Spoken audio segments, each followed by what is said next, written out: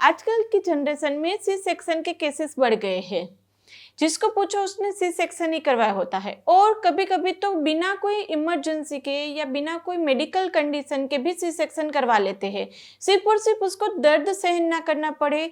या कभी कभी दर्द स्टार्ट होता है लेकिन वो सहन नहीं कर पाते और बोल देते डॉक्टर मुझे दर्द सहन नहीं हो रहा है, आप मेरा सी सेक्शन कर दीजिए, सिजेरियन कर दीजिए।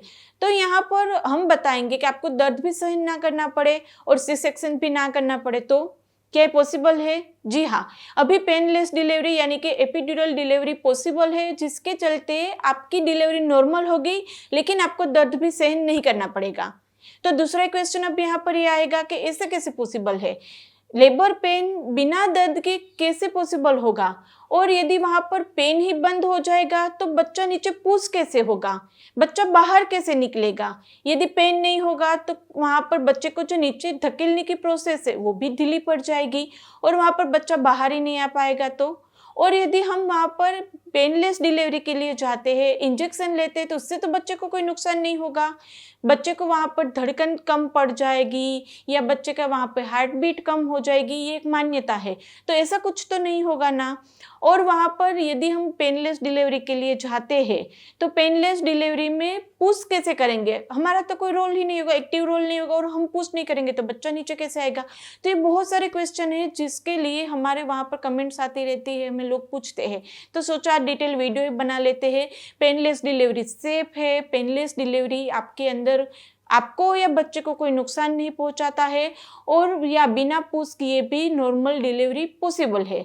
लेबर पेन सहन किए बगैर भी आपकी नेचुरल नॉर्मल डिलीवरी होगी, लेकिन उसके भी कुछ कंडीशंस है। आप ऐसा नहीं कि अभी शुरू हुआ दर्द और अभी कभी पेनलेस डिलीवरी के लिए चले जाएंगे और वो सक्सेस हो जाएगा। उसके भी कुछ नियम है, कौन कौन ही पेनलेस डिलीवरी के लिए जा सकता है, किसको पेनलेस डिलीवरी नहीं करवानी चाहिए, यदि पेनलेस डिलीवरी के लिए आप जा रहे हैं तो कौन सा समय सही है जब आपको वो एपिड्यूरल इंजेक्शन लेना चाहिए। वो सारी बातों का डिस्कशन इस वीडियो में हम करने वाले हैं फ्रेंड, तो आखिर तक जुड़े रहिएगा। वीडियो अच्छा लगे तो उसको लाइक एंड शेयर कर दीजिएगा, और अभी तक गर्भगुरु को सब्सक्राइब नहीं किया तो कर लीजिए, आपके लिए बिल्कुल ही फ्री है।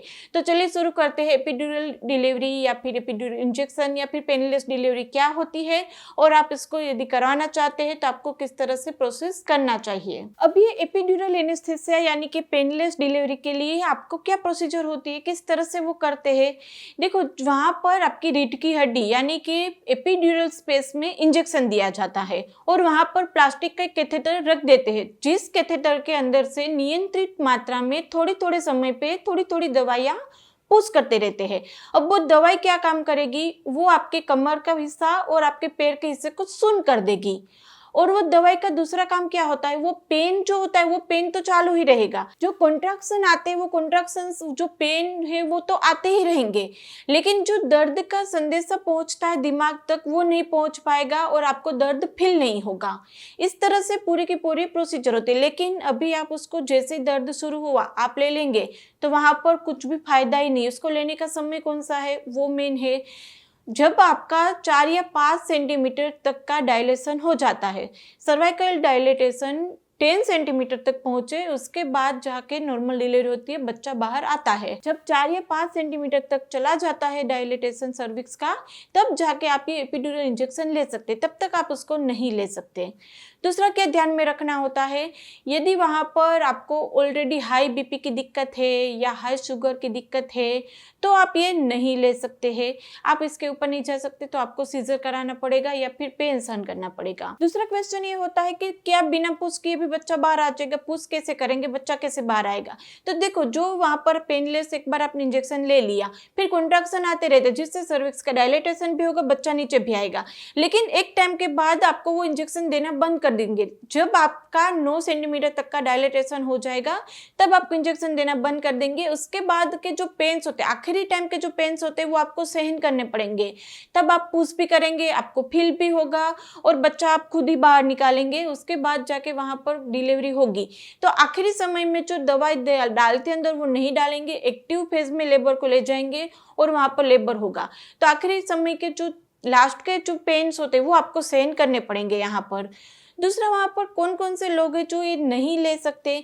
देखो, कुछ मेडिकल कंडीशन ऐसी होती है जिसमें सीजर करना कंपलसरी हो जाते हैं। जैसे आपको ट्विंस है, या आपको हाई बीपी की दिक्कत है, या इम्यूनिटिक फ्लूइड बहुत ज़्यादा कम है, या बच्चे की धड़कन कम हो गई है, या बच्चे ने अंदर पोटी कर दिया है, या फिर आपको वहाँ पर ईडिमा बहुत ज़्यादा डेवलप हो गया था, हाई डायबिटीज़ से आपको शुगर बहुत ज़्यादा राइज हो गई है, तो ऐसी कंडीशन में आपको सीजर करवाना ज़रूरी होता है। तब वहाँ पर आप ये नहीं सोच सकते कि अभी मुझे सीजर नहीं करना है, अभी मुझे नॉर्मल डिलीवरी या एपिड्यूरल के लिए जाना है। तो एपिड्यूरल लेनी कब चाहिए? देखो, जब आप पेन की वजह से सीजर के लिए जाना चाहते हो तो वो जाने की ज़रूरत नहीं है। नॉर्मल डिलीवरी आपकी बिना पेन सहन किए भी हो सकती है, और यहाँ पर मैंने बताया वैसे प्रोसीजर है, वैसे उसके फायदे हैं।